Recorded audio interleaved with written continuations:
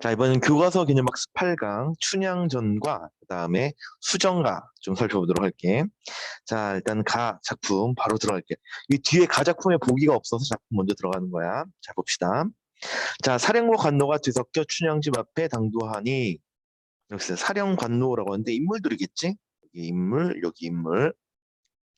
자, 참고로 이제 뭐 이렇게 뜻을 알면 조금 더 편하니까 사령이라고 하면은 이제 관아의 심부름꾼이고, 그다음에 관노 말고 관아의 노비야. 관아의 노비. 그러니까 뒤섞여 춘향 집 앞에 당도를 했네. 이제 공간적 배경이지. 배경 좀 확인을 하고요. 자, 여기 당도하니 춘향이는 사령이 오는지 관노가 오는지 모르고 주야로 밤낮으로 도련님만 생각하여 오는데 남편이지. 이몽룡이라는 거 알고도 있죠. 자, 생각하여 오는데, 자, 망측한 환을 당해 놓았으니 환란을 당했어. 그러니까 소리가 화평할 수 있으리요. 소리가 화평할 수가 없네요. 자, 그리고 우리 이 부분에서 조금 이제 신경 써서 볼게.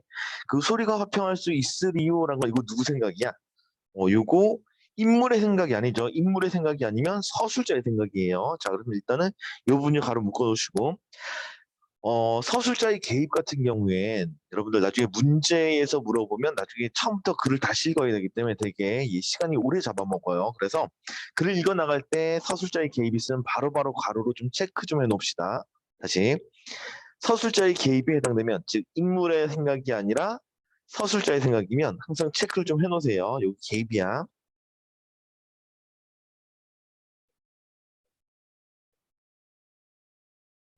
다른 표현으로 편집자적 논평이라고도 하죠.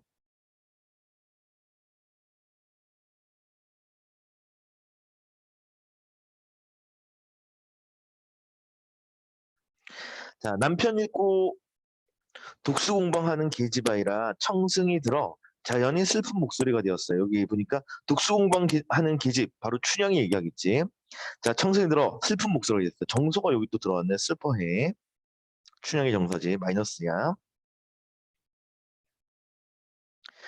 자, 그러니 보고 듣는 사람의 심장인들 안 이상하겠는가? 이것도 누구의 생각이죠? 서술자의 생각. 그래, 또 묶어야 돼.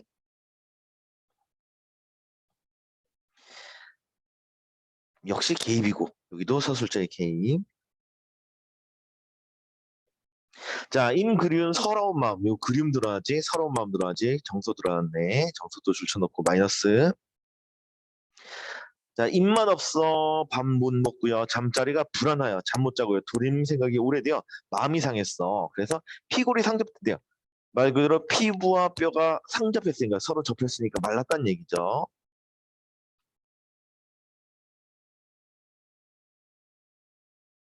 메말랐어. 자, 양기가 쇄신하여 진양조라는 노름이 있어요. 일단 진양조라는 건 여러분들 이제 판소리에서 사용하는 장단인데 여기 되게 가장 매우 느린 장단이거든. 매우 느린 장단. 당연히 분위기가 좀 밝을 때와 좀 슬플 때 중에 되게 우울한 장단, 되게 슬픈 장단이에요. 슬픈 분위기를 나타낼 때 보통 진양조를 써. 자, 이어서 자, 갈까 보다 임을 따라 갈까 보다 천리라도 갈까 보다 만리라도 갈까 보다. 이거 뭐 천리 만리 나왔으니까 그만큼 멀리 떨어져 있다는 얘기죠. 천리 만리 이런 거 모두 거리감을 나타내.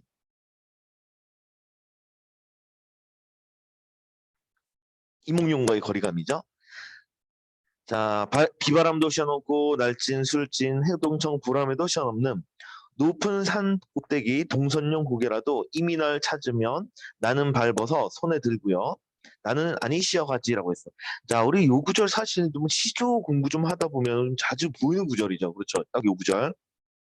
바람도 시원없는 고개. 뭐 이러면서 이렇게 나오는 시조가 있는데 그 일반적인 그 자주 사용되는 이 시조가 이제 인용돼서 사용이 됐어요. 그리고 여기 뭐 날진, 수진, 해동청, 보람에 뭐 일일이 다 외울 필요는 없고요. 요거 전부 다 매의 종류야, 매의 종류.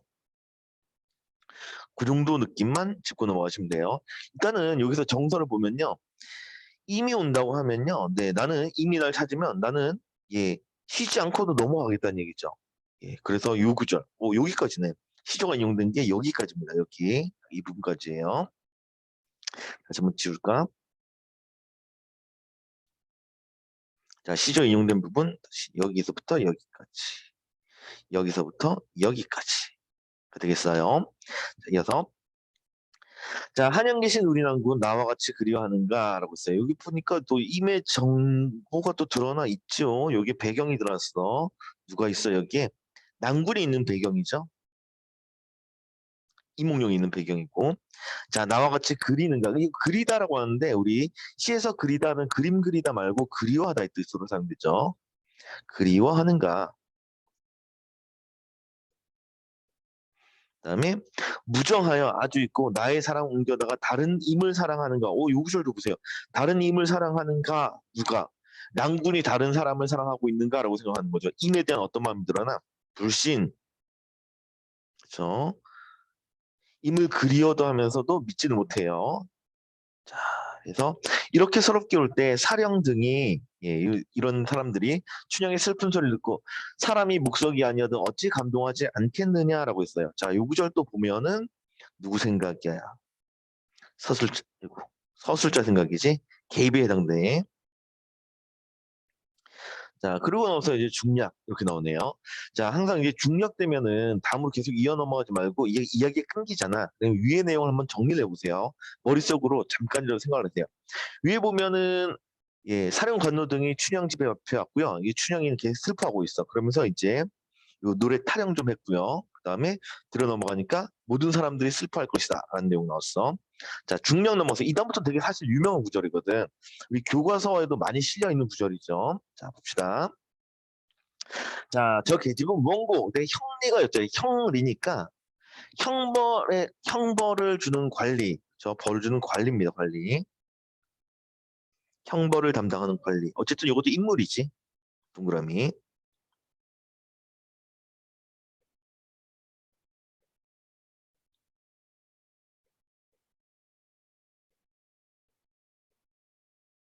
선생님이 그 인물 나올 때마다 이렇게 체크를 해놓는데 이게 왜 그러냐면 새로운 인물이 나오면은 무조건 체크를 좀 해놓으세요. 나중에 문제에서 물어보면 이 인물 있었나? 이런 생각이 좀 들어요. 여러분들이 주인공 같은 경우에는 좀 신경을 쓰면서 읽는데 그렇죠. 주인공이 신경을 쓰면서 읽는데 이렇게 엑스트라 같은 제3자에 해당되는 진짜 지나가는 이런 인물들은 눈에 잘 안 띄거든. 근데 실제로 문제에서 물어봐. 그래서 꼭 표시를 해놓으세요. 자, 기생월매의 딸인데 관청에서 포악한 죄로 옥중에 있습니다 했어. 자, 이건 기생월매의 딸이죠. 기생월매, 월매 이러고 나왔죠?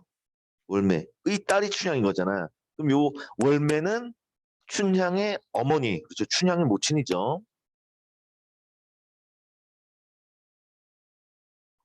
자, 관청에서 포악한 죄로, 포악하다, 어렵지 않아요. 대든다, 이런 뜻이에요. 대들다. 자, 관청에서 대든 죄로 이렇게 옥중에 있습니다. 누가? 춘향이가 배경, 춘향이 있는 장소가 바로 옥중이죠. 이 배경이 춘향의 배경. 그랬더니 무슨 죄인데 형리가 말하기를 분관 사또 수청을 들라고 불렀는데 수절이 정절이라서 수청을 아니 들려 하고 사또에게 악을 쓰며 달려든 춘향입니다. 그랬어요. 자, 여기 보니까 또 새로운 인물 나와 있어.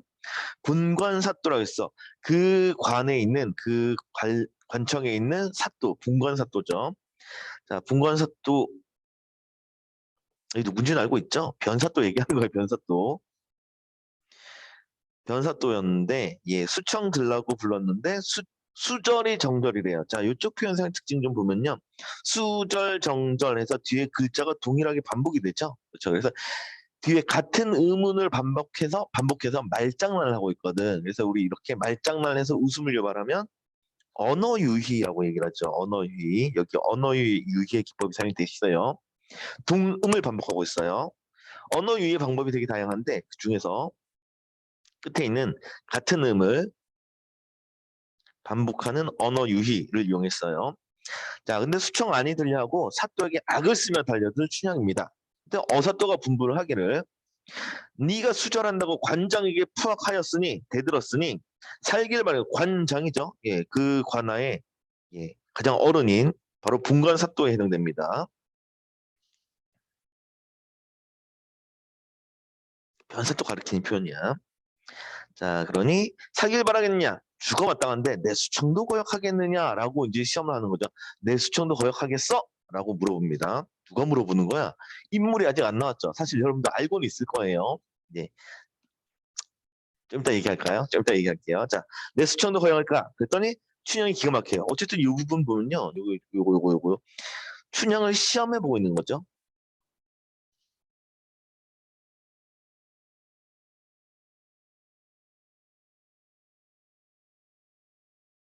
너 나도 거절할 거야? 시험을 했어. 자, 춘향이 기가 막혀요. 정서 들어가죠. 어처구니가 없는 거죠. 어처구니가 없어. 어이가 없어요. 부정적 정서고요. 자, 내려오는 관리들마다 모두 명관리구나라고 했어요. 보니까 수청들래 이제 춘향이 보고 수청들래 하고 근데 명관리래요. 진짜 명관리라는 뜻이 아니죠. 요거 상대편 표현 기법이 속망고 좀 반대로 표현했잖아. 오는 놈마다 쓰레기나 이런 뜻이거든. 그렇죠? 그러니까 요거 명관리가 아니라는 뜻이니까 요거 이거 반어법에 해당되죠. 속망고가 반대로 표현한 거야. 니들은 모두 쓰레기야 이 뜻입니다. 자, 어사 또 들으시오. 그러면 지금 이 말하는 사람이 누구란 얘기야? 어사또란 얘기죠, 그렇죠? 좀 전까지 이렇게 말을 했던 친구들, 요 친구 무슨 죄니? 저기지 뭐니? 이런 말들 모두 어사또의 말이었어요.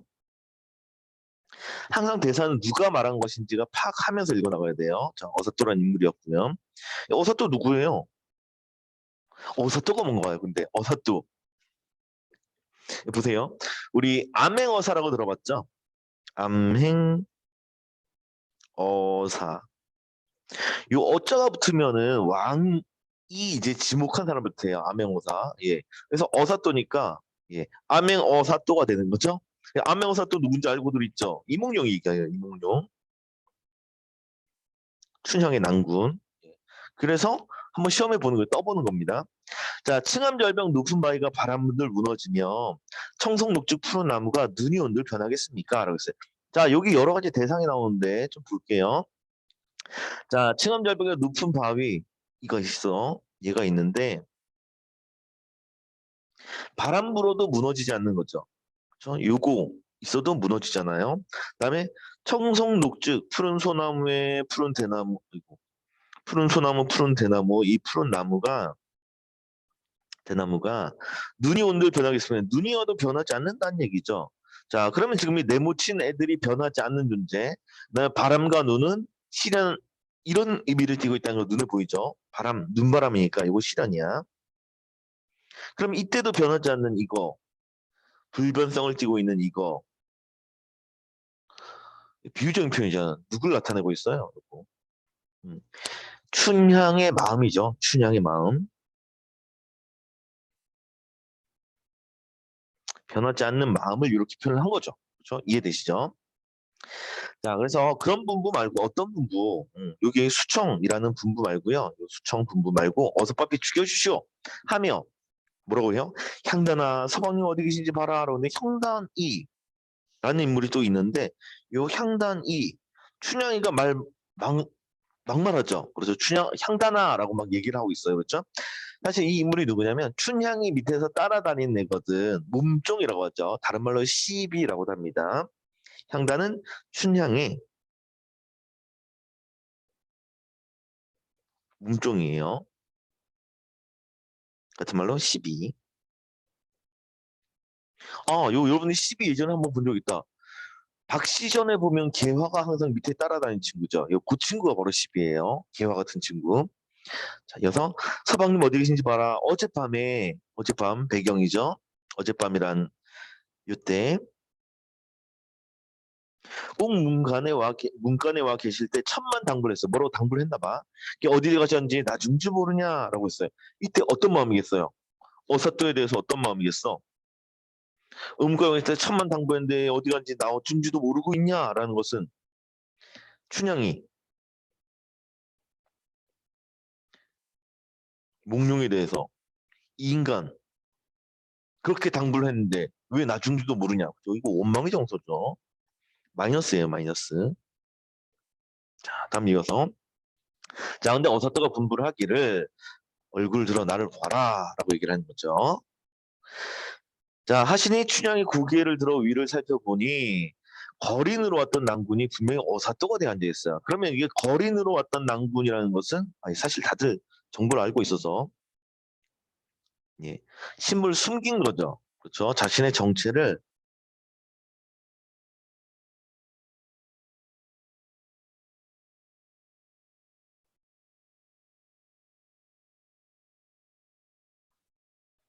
자꾸 글자가 깨지네. 숨기고 있었다는 걸 알 수 있어요. 어제는 거린으로 왔었는데 오늘 보니까 사실 어사또였던 거야. 자, 그래서 어사또가 대한잡구나. 반 웃음 반 울음에 웃음도 나고 너무 기쁘죠. 우리 남부님이 어사또라니. 반 울음에 그동안 서러웠던 거야. 얼씨구 나 좋으시고 어사나군 좋으시고 남원 읍내에 가리 들어 떨어지게 되었더니 객사의 봄이 들어 이와 춘풍이 나타난다. 꿈이야 생시야 꿈을 깰까 염려로다 했어요. 자, 여기 보시면 살짝 운율감이 좀 느껴지나요? 얼씨구나 좋으시고 어사난군 좋으시고 그죠? 느껴지시죠? 예, 사음보 율격이에요. 실제로 이게 판소리가 소설이 됐죠.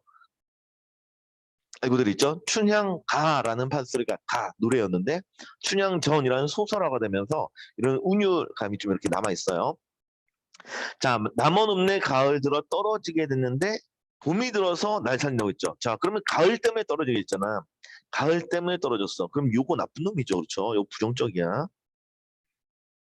부정적인데 실제로 이게 춘향이 떨어진다는 얘기는 죽는다는 얘기인데 누구 때문에 죽을 뻔했어요?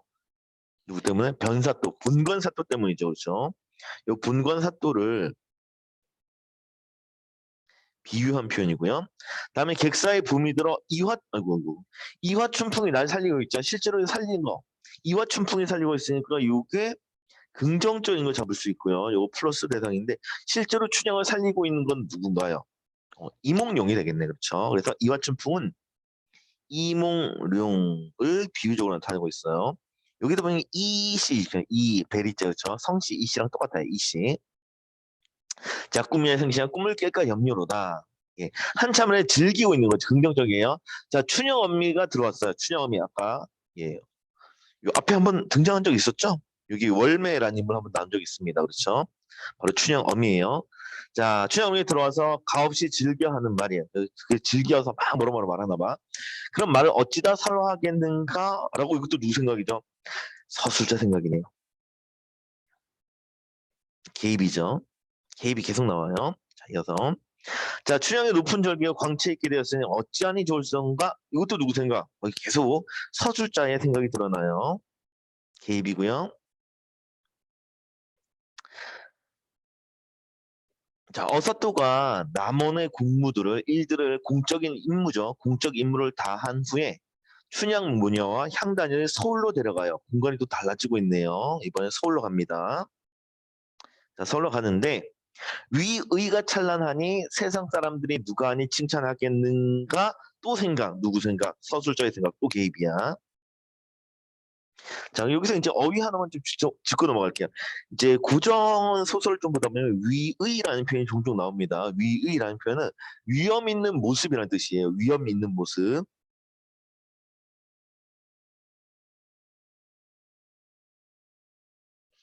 선생님 좀 위험이 있나요? 죄송합니다. 네, 위험이 없죠? 자, 넘어가겠습니다. 자, 세 사람 다 칭찬할 거란 얘기예요. 자, 이때 춘향이 남원을 하직을 하고 있어요. 네, 좀 전까지만 해도 근본적 배경이 남원이었는데 여기를 하직을 하고 서울로 가게 되는 거죠. 자, 연기하게 되었구만. 아주 귀하게 되었다는 얘기죠. 자, 영화롭고 귀하게. 적어드릴게요. 영화롭고요.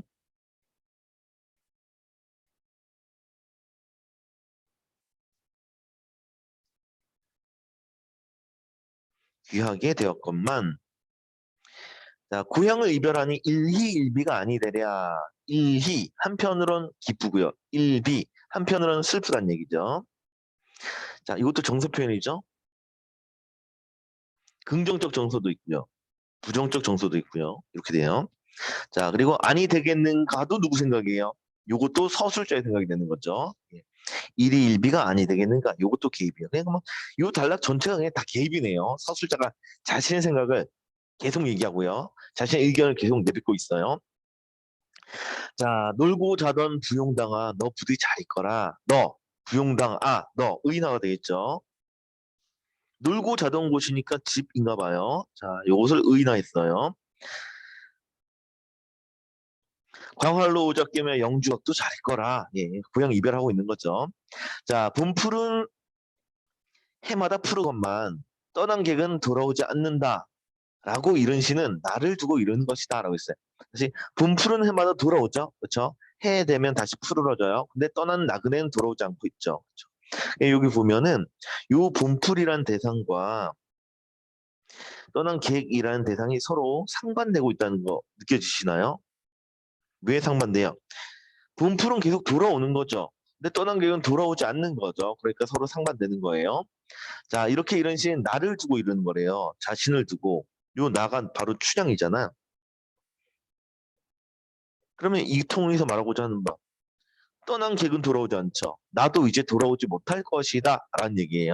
나도 앞으로 돌아오지 못할 것이다. 왜? 서울 가잖아. 그렇죠? 자, 다각기 이별할 때 길이길이 무거없어서 탈 없어라. 다시 보기 기약이 없다. 왜? 나는 돌아오지 않을 거니까. 자, 그래서 서로 하는 거 알고 계시죠? 예. 낭구님이랑 같이 서울을 가니까 너무너무 어떻겠어? 기뻐요. 그런데 다시 고향을 돌아올 수가 없으니까 슬퍼요. 그렇겠죠? 자, 이때 어사또는 좌도우도, 우리 좌도우도라는 표현 들어본 적 있나요? 예, 뭐 전라도 경상도 뜻하는 표현이죠. 자, 얘들의 읍들을 순찰하여 민정을 다 살펴봤어요. 그리고 민정, 여러분 민정수석 들어봤죠? 민정, 민, 백성민, 정서. 백성들의 마음을 쭉 살핀 후에 서울로 올라가 임금께 절을 했어요. 이제 임금님 나오셨네. 자, 임금께 절을 하니 판서, 참판, 참의들이 입시하시어 보고서도 살펴봐요. 자, 여기가 판서라는 직책, 참판이라는 직책, 참이라는 직책인데 전부 다 관리들이죠. 얘들 모두 관리들입니다. 이런 관리들이 입시를 해서 보고서 살펴. 입시한다는 것은요. 요 단어는 또 알아두셔야 됩니다. 이것도 종종 나오는데 대궐에 들어가서 임금님을 뵙는 일일 듯해요.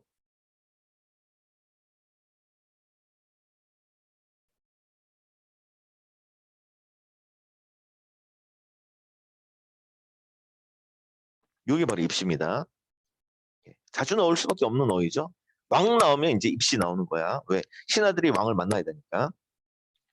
자, 임금께서 그게 칭찬했어요. 응, 잘했어. 라고 칭찬까지 한 거죠. 자, 그래서 즉시 이조참이 대사성에 붕했어요. 누구를 이조참이 대사성에 붕했어요? 아, 참고로 이조참이 대사성도 직책 이름이겠죠? 이 벼슬인데, 이 벼슬에 누구를, 몽룡을, 왜 잘했다고 칭찬했으니까 그렇죠. 벼슬자리 하나 준 겁니다. 자, 그래서 공하시고요. 춘향을 정령을 부인으로 부응했대요. 여기 정열 부인이라는 것도 좀 알아두도록 합시다. 정열 부인이라는 표현이 이게 여성들에게 주는 쉽게 얘기하면 명예직 정도로 보시면 돼요. 명예직. 그러니까 정절을 잘 지킨 여인들을 칭찬하는 명예 호칭이에요. 명호칭.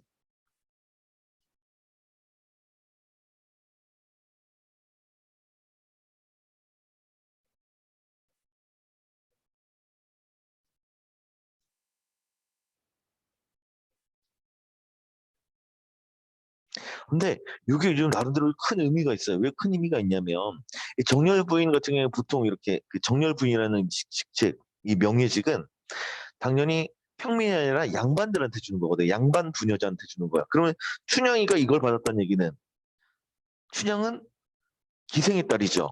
그런데 여기서는 정열 부인을 보내줬으니까 신분이 양반급으로 올랐다는 얘기예요. 그래서 이 소재가 매우 중요합니다. 신분 상승을 보여요. 신분 상승.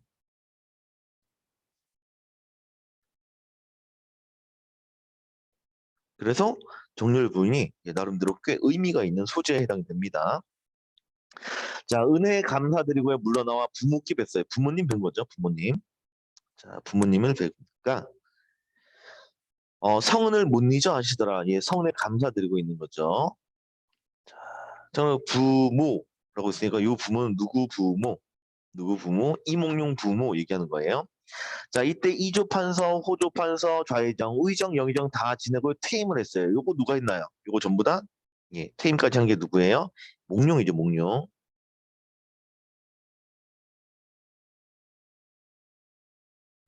자, 그러면 정렬 부인으로 더불어, 여기 정렬 부인, 누가 정렬 부인 됐어요? 춘향이죠. 춘향과 더불어서 100년 동락을 하고 있어요. 100년 동안 함께 즐기고 있는 거죠. 정렬 부인에게 삼남 삼녀를 줬어요. 6명 낳네요. 자, 근데 모두가 총명하여 그 부친보다 낫더라. 부친보다 뛰어나다라는 얘기네요. 자손들이 전부 다 아비보다 나아요. 일품 관직이 대대로 이어져 길이 길이 전해진 거예요. 아주 높은 관직이 대대로 전해진 거죠. 근데 결말을 보니까 일반적으로 나타나는 그냥 행복한 결말, 전형적인 해피엔딩이에요.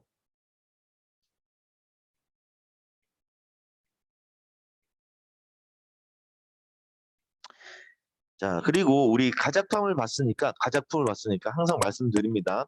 여러분들이 서로 다른 작품을 모두 읽고 나가지고 문제 들어가면 헷갈린다고 했어요. 머릿속에 짬뽕 된다고요. 그래서 가를 봤으니까 가부터 먼저 해결을 하도록 합시다. 자, 1번 들어요. 가를 읽고 이해한 내용을 적절한 거 좀 찾아보라고 합니다. 올바른 거 찾을 거야. 자, 1번 들어갑시다.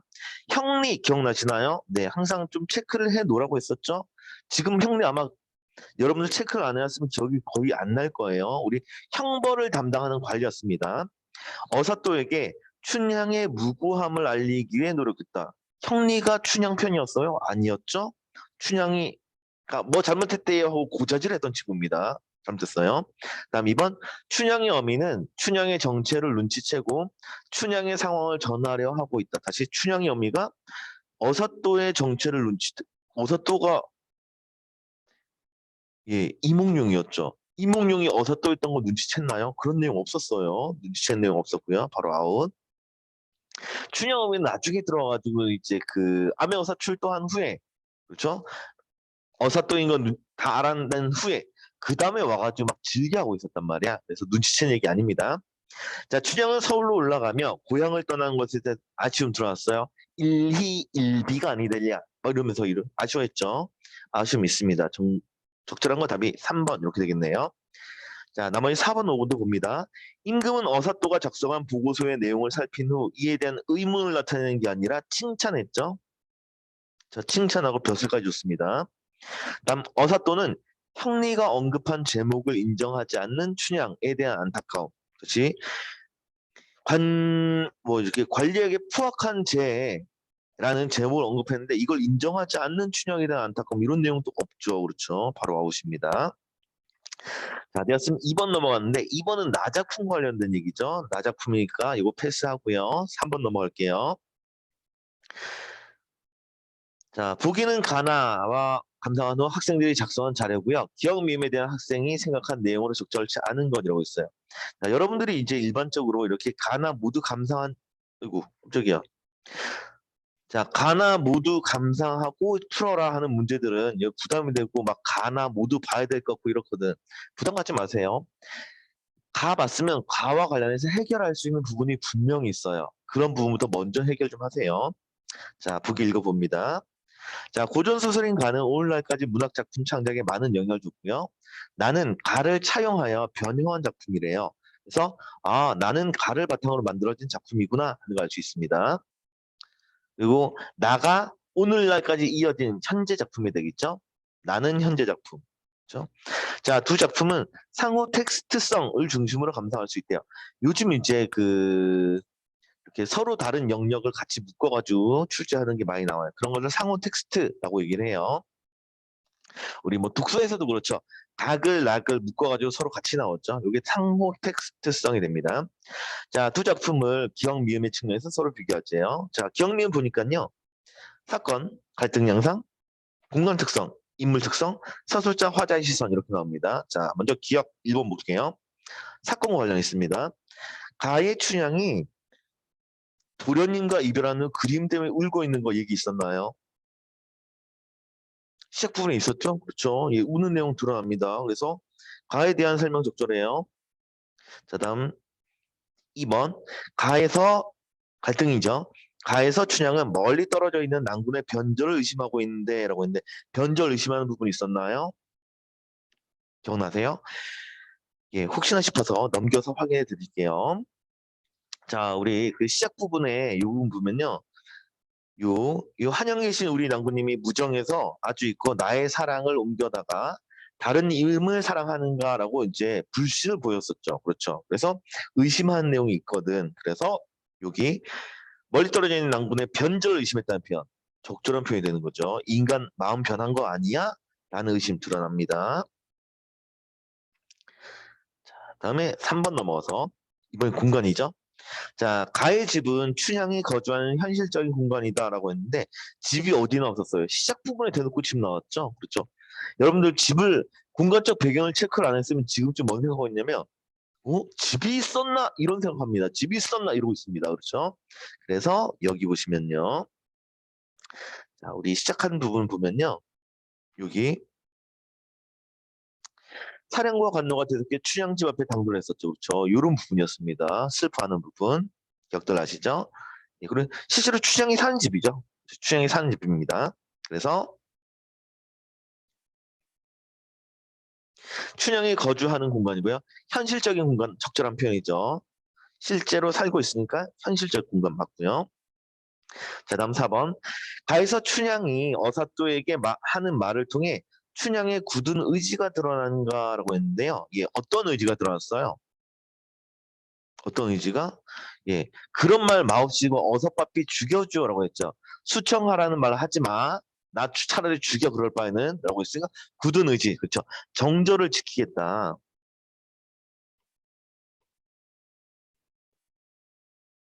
에 대한 굳은 의지가 아주 너무너무 잘 드러나요. 다음에 5번. 가해선 서술자가 예, 서술자가 예, 높은 평가를 내렸다. 라는 얘기 있어요. 서술자가 높은 평가 내렸나요? 네, 무지하게 많이 냈었죠. 뭐라고 했어요? 앞장에 보면.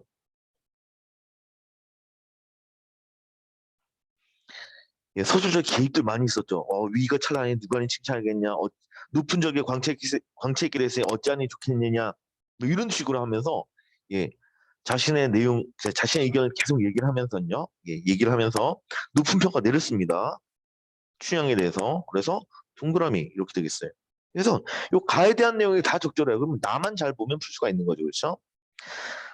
자, 그리고 나작품 들어가면요. 나작품은 예, 시죠. 우리 현대시 같은 경우는 항상 제목부터 보자고 얘기했습니다. 수정가인데 수정에 대한 노래구나 정도를 잡을 수 있어요. 수정에 대한 노래. 이 정도 느낌인 거죠. 자, 그리고 북이 들어가겠습니다. 북이 읽어볼게요. 자, 2번에 북이가 있습니다. 북이 같지 않아도 북이에요. 자, 나에 대한 설명이니까 북입니다. 자, 이 시는 각 연마다 동일한 어미가 반복되어 나타나는데요. 그래서 동일한 어미가 있구나. 이런 정보도 줬고요. 당연히 운율 형성되겠죠? 이를 정리하면 다음과 같아요. 자, 이련에는 땡을레가 나와있어요. 땡을레? 이러고 처음 들어보네요. 그렇죠? 자, 기능을 보니까요. 예스러운 표현이래요. 그래서 내가 처음 본 이유는 예스러운 표현이었기 때문인 거죠. 추측을 나타내는 종결어입니다. 추측. 무엇이 아닐까? 그렇지 않을까? 이런 느낌이 되는 거죠. 그렇죠? 자, 다음에 이연에는 삐리리 A 있고 있고요. 어떤 일에 대한 물음이나 추측. 요것도 물음이나 추측을 나타내네요. 요것도 둘 다 추측을 나타내요. 자, 시적 효과로 넘어가 보면요. 시적 효과 넘어가면요. 삐리리에 대해 조심스럽게 추측할 뿐, 둘 다 추측이죠. 자신의 감정을 직접 노출하지 않으려는 화자의 태도가 드러나요. 즉, 화자의 감정을 직접 노출하지 않은 거죠. 여기서 자신은 바로 화자입니다. 그렇죠? 얘가 얘예요. 자신, 화자. 이렇게 되겠어요. 자, 그리고요. 이는 독자가 적극적으로 삐리리 이 비를 생각해 보도록 유도하는 효과도 있대요. 추측을 했으니까 그렇지 않을까 하고 우리도 추측할 수밖에 없겠죠. 자, 되었으면 작품 들어갑니다. 나 들어가요. 자, 집을 치면 집으로 친다, 집을 뭐 땡땡 때린다 이런 얘기 아니죠. 집으로 치자면 이런 뜻이에요. 집으로 치면 집으로 치자면 이런 뜻입니다.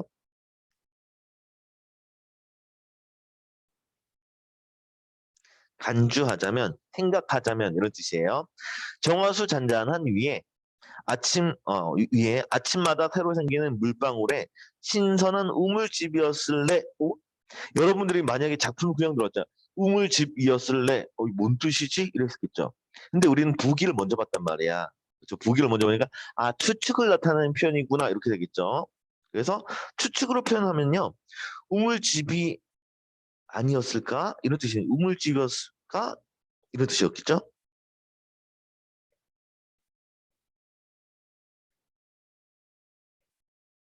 우물집이었을까? 이런 추측 표현에 해당됩니다. 이 추측이에요. 근데 문제가 뭐냐면 주어가 없어. 그렇죠? 무엇이 우물집이었는지 잘 모르겠어요. 일단은 보면요. 정화수가 예, 정화수 우물에서 처음 뜬 물, 이거 정화수라고 하는데 뭔가 소원을 빌 때 쓰는 물이죠. 매우 깨끗한 물이에요. 정화수 잔잔 위에 아침마다 새로 생기는 물방울의 신선한 우물집이에요. 그러니까 여기가 전부 다 꾸며주는 말인데 저 꾸며주는 아주 기네요.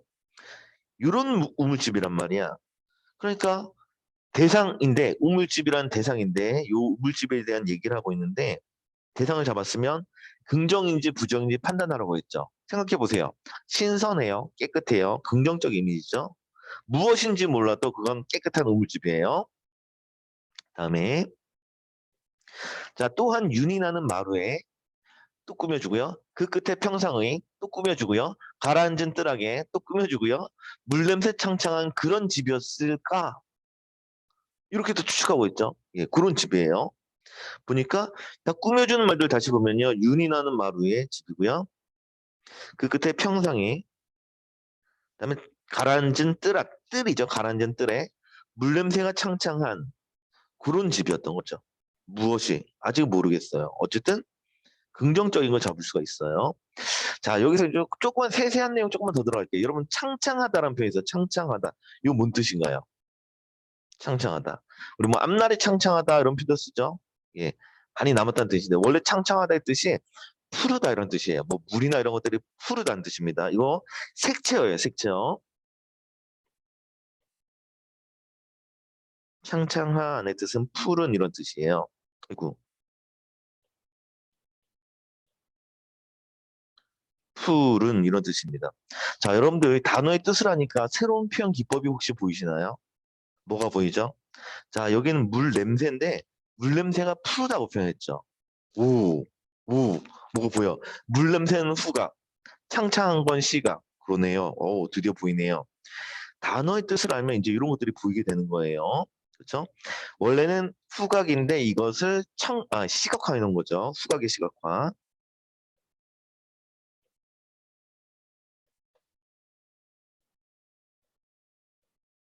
그리고 우리 이런 것들을 공감각적 표현이라고 얘기를 하죠. 알고들 계시죠? 됐으면 계속 읽어 나갑니다. 자, 서방님은 바람 같다고 한다는데, 인물 새로 하나 나왔네요. 그 서방님. 우리가 알고 있는 그 서방님. 누구죠? 네, 이몽룡이죠. 자, 이몽룡이 바람 같은들 바람 같아고 한들 이 뜻이죠. 바람 같아고 한들 어느 때고 바람은 어려울 따름이래요. 이 바람 그럼 이 바람이라는 게 이게 이문용의 이미지잖아. 아이고 글씨가 계속 깨지네요.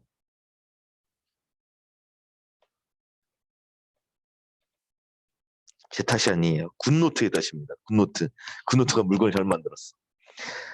자, 그러면 우리 이몽룡이 바람 같다는 얘기가 뭐냐면 우리 바람은 불어가는 거죠. 그렇죠. 왔다 갔다 한다는 얘기. 얘 또 돌아다니는 거예요. 이동하는 거죠. 그렇죠.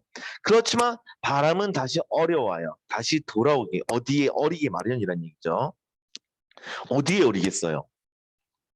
이몽룡이 누구한테 다시 어리게 되는 거예요? 춘향에게. 그렇죠. 바람은 이 집에 어려울 따름 되는 거죠. 그렇죠. 자, 그리고 그 옆에 순순한 그리고 쓰러지는 물방울의 찬란한 춘향의 마음이 아니었을까 했어요. 드디어 잡았네요. 그놈의 집 이러는데 뭐 우물집 그런 집 이런 집 이러는데 그 집이 사실 뭐였냐면 춘향의 마음이었던 거예요. 그렇죠?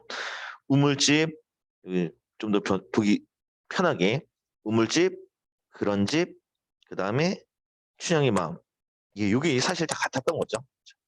자 그리고 바람은 이제 지나가는 거죠. 바람은 계속 돌아다녀요. 하지만 네가 돌아다니더라도 너가 돌고 돌더라도 언젠가는 다시 춘향에게 어릴 것이다. 이 집에 어리게 될 것이다. 이런 내용이 되는 거죠. 너 같은 바람둥이도 언젠가는 돌아온다. 이런 마음이 되겠네요. 자, 다음에 넘어갑시다. 자, 하루에 몇 번쯤 푸른 산 언덕들을 눈 아래 보았을까나. 이것도 추측 표현이죠. 뭐뭐 했을까나, 을까나가 붙었네요. 그러면 그때마다 일렁이 오는 푸른 그리움에 어울려서요. 흐느껴 물살 짓는 어깨가 얼마쯤 하였을까나. 물살 짓는 어깨, 우리 물살 이렇잖아. 어깨가 이러고 있는 거죠. 그렇죠? 울고 있는 거예요. 흐느껴 울고 있는 거죠. 자, 그러면 다시 볼게요. 다시 볼게요. 여기 보고 있죠. 푸른 산, 푸른 언덕들 보고 있죠. 왜? 여기 왜 보여요? 뭐 하느라고? 예. 몽룡이 올까 봐. 그렇죠. 몽룡이 올까 봐. 이 춘향이 보고 있는 것이죠.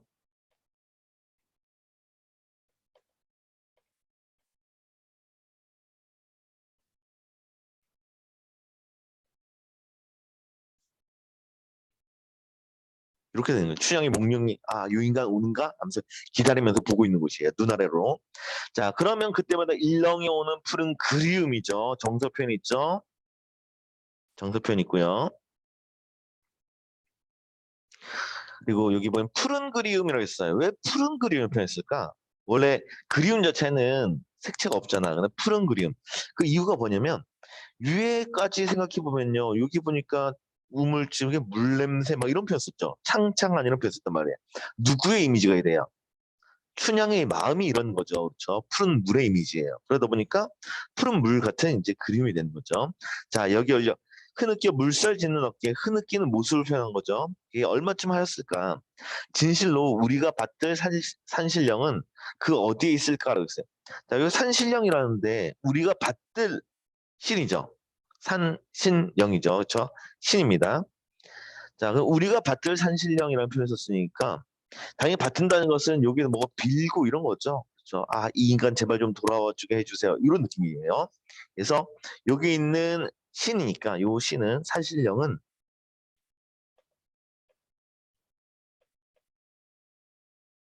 소원을 비는 기원의 대상으로 이제 파악이 가능하겠네요. 자, 이것이 어디 있을까만 그래도 산과 언덕들의 말리 같은 물살 아주 멀리 있는 거죠. 이런 물살을 굽어오는 춘향은 바람에 어울린 수정빛 임자가 아니었을까 해서 수정이 이제 나왔네요. 수정가였는데 다시 보세요. 춘향은 수정빛 임자란 얘기죠. 아이고 임자 할 때 그 임자 짝이란 얘기네요. 그렇죠? 그래서 여기 수정빛 임자라는 표현이 나왔으니까 이거 색깔을 다시 돌릴게요. 이 수정빛 임자라는 표현이 나왔으니까 이게 춘향을 뜻한다는 거 잡을 수가 있네요. 그렇죠? 그래서 제목이 수정가였는데 사실은 춘향에 대한 노래였던 거예요. 그렇죠? 춘향에 대한 노래.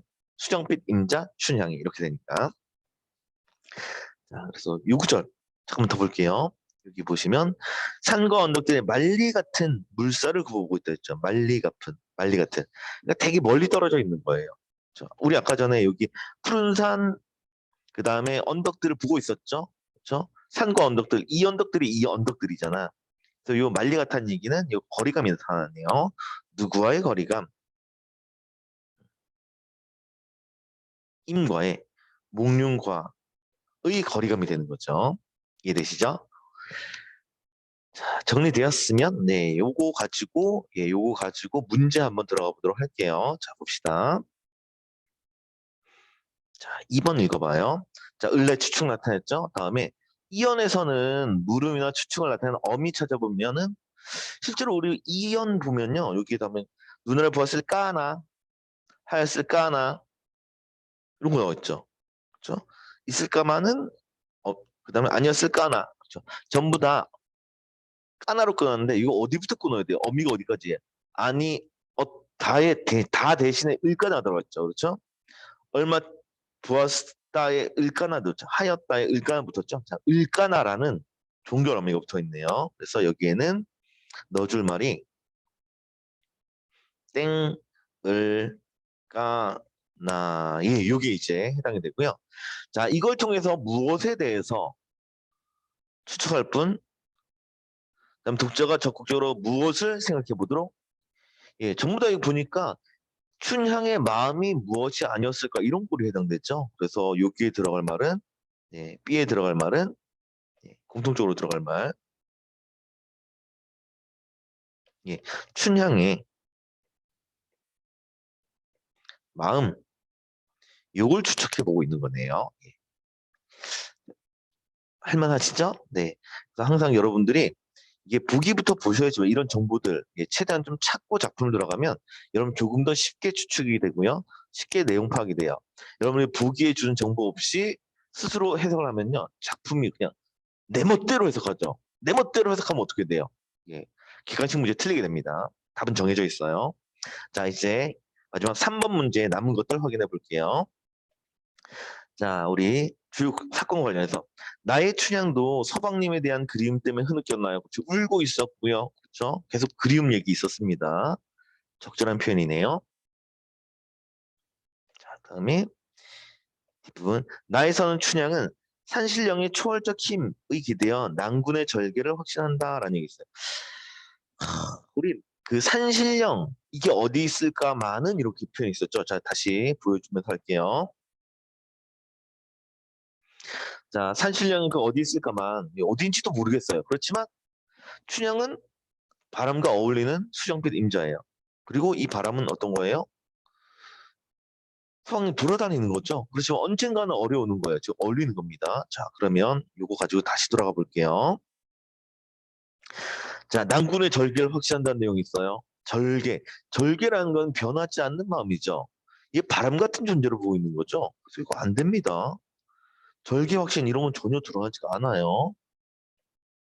인간 바람과 같은 존재죠. 싸돌아다닐 수 있어요. 하지만 언젠간 돌아오겠지. 이런 마음이에요.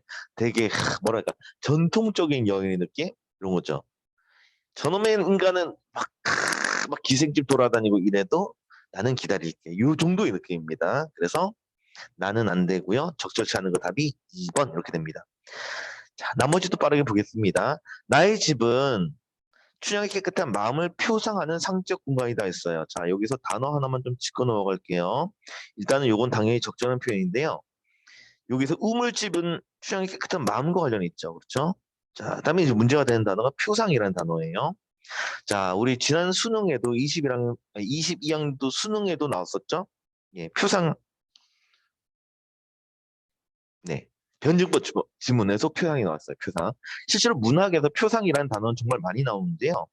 예, 요게 단어롭게 보이지만 사실 크게 어려운 게 아니에요. 이게 어떤 종류냐면 어떤 추상적인 게 있어요. 관념적인 게 있습니다. 이 추상적인 내용을 추상적인 것을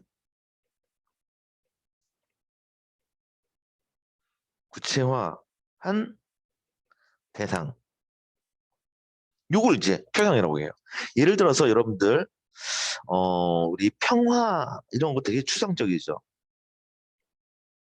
눈에 안 보이죠. 감각으로 느낄 수 없으면 추상적인 건데 평화하면 뭐가 딱 떠오르는 게 있죠. 비둘기. 요즘 뭐 비둘기 보면 이게 아우 더러워 뭐 이런 느낌이지만 예 어쨌든 요거 평화를 일반적으로 상징합니다. 그래서 요 추상적인 평화를 구체화한 대상 요게 바로 이제 표상의 개념이 되겠습니다. 예, 이해되시죠? 구체한 상징을 하는 대상 그 자체예요. 구체적인 대상입니다. 자, 다음에 예 4번에서 나의 선은 물의 이미지를 통해 춘향의 순결한 상품. 여기서 물이 되게 깨끗한 이미지로 순순한 이미지로 순수한 이미지로 들어갔죠. 그래서 순결하다는 표현 역시 적절하고요. 자, 다음에 5번. 자, 나의 선은 화자가 낭군을 향한 춘향의 마음을 빛의 이미지로 형성했다. 빛의 이미지. 빛이 빛깔의 이미지로. 빛깔이 있었나요? 네, 있었습니다. 찾아 드릴게요. 춘향은 바람에 어울리는 수정 빛깔의 임자인 거죠. 수장 빛의 임자입니다. 그렇죠? 예, 실제로 색채어로 표현한 거예요. 선생님, 선생님, 수정빛이 색채인가요? 네, 무슨 빛 붙으면 색채예요? 뭐 예를 들어 하늘에 내리는 눈, 빛 붙으면 이거 색채가 되는 거예요. 색깔을 나타내고 있습니다. 그래서 춘향의 사랑은 빛의 이미지로 형성했고요. 예, 높은 평가 적절한 표현이 되겠네요. 그래서 5번도 적절한 표현 이렇게 되겠습니다. 자, 됐고요. 예, 기념학습 8강 수업은 여기까지 마무리하도록 하겠습니다. 수고하셨어요.